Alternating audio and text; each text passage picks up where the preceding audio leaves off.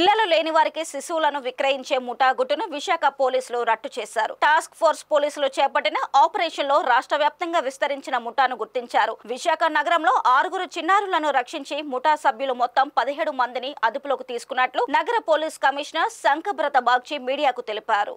Police కమిషనరేట్లో ఏర్పాటు చేసిన media సమావేశంలో సిపి మాట్లాడుతూ పిల్లలు లేని వారి అవసరాలను గుర్తించి 5 లక్షల నుంచి 7 లక్షల వరకు విక్రయిస్తున్నట్లు దర్యాప్తులో గుర్తించామని తెలిపారు. ఈ ముఠా కేవలం విశాఖకు మాత్రమే పరిమితం కాదని దీని వెనుక అంతర్రాష్ట్ర ముఠాగా దాగి ఉందన్నారు. ఆర్థిక స్తోమత లేని తల్లిదండ్రులు, అవాంఛిత గర్భాలు, ఎక్కువ మంది ఆడపిల్లల సంతానం ఉన్నవారని ఈ ముఠా గుర్తించి వారి శిశువులను సేకరిస్తున్నట్లు తెలిపారు. ముఠాలోని సభ్యుల్లో వైద్య రంగానికి సంబంధించిన వ్యక్తులు ఉన్నప్పటికీ వైద్యులు ఉన్నట్లుగా మా దృష్టికి రాలేదని కమిషనర్ స్పష్టం చేశారు. ముఠాలోని సభ్యుల ఖాతాలను పరిశీలిస్తున్నామని, త్వరలో మిగిలిన విషయాలు వెల్లడి అవుతాయని కమిషనర్ తెలియజేశారు. ఇప్పుడు ఈ 17 మంది ముద్దాయి బ్యాక్గ్రౌండ్ చూస్తే మీకు తెలుస్తుంది. అందులో కొందరు హాస్పిటల్లో నర్స్గా పనిచేస్తున్నారు, లేకపోతే ఇంతకుముందు నర్స్గా పనిచేశారు, కొందరు రేడియాలజీ సెంటర్లో పనిచేస్తారు.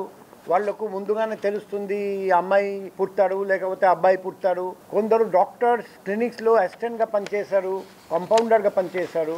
ఇప్పుడు ఈ ర్యాకెట్ ఎలా నడిపిస్తారంటే సప్లై అండ్ డిమాండ్, ఈ రెండు మనం చూడాలి. డిమాండ్ ఎక్కడి నుండి ఉంది? ఈరోజు చాలామంది తల్లిదండ్రులకు వివాహం జరిగింది, పెళ్ళి జరిగినా కూడా పిల్లలు పుట్టలేదు.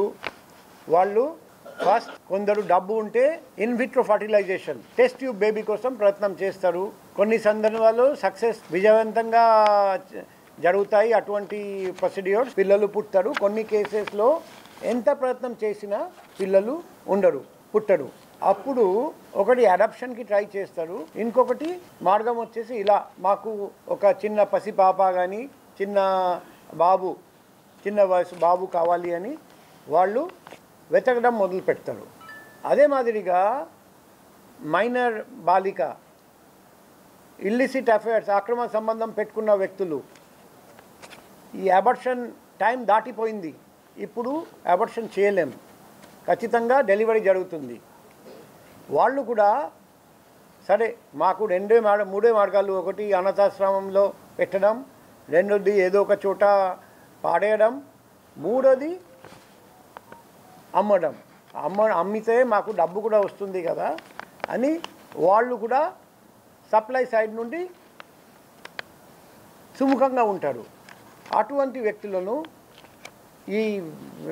ఈ ముఠా ఉంది కదా, వాళ్ళకు చాలామంది ఎటువంటి వ్యక్తులు ఉన్నారంటే, ఎటువంటి లేడీస్ ఉన్నారంటే మంచి ఇన్ఫర్మేషన్ నెట్వర్క్.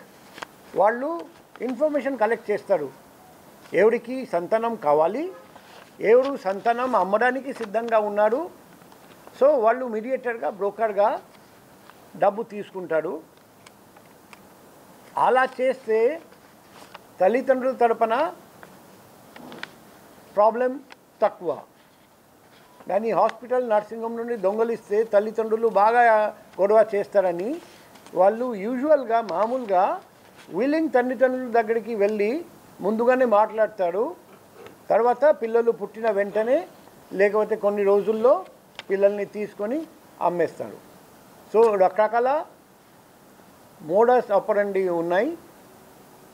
కానీ ఈ ముద్దాయి బ్యాక్గ్రౌండ్ చూస్తే మీకు తెలుస్తుంది, మ్యాక్సిమం మెడికల్ ఫీల్డ్తో కనెక్షన్స్ ఉన్నాయి. ఇంతవరకు డాక్టర్ ఇన్వాల్వ్మెంట్ మనకు ఇంతవరకు రాలేదు. కానీ మెడికల్ ఫీల్డ్లో పని చేశారు లేకపోతే చేస్తున్నారు వాళ్ళు చాలామంది ఉన్నారు అందులో.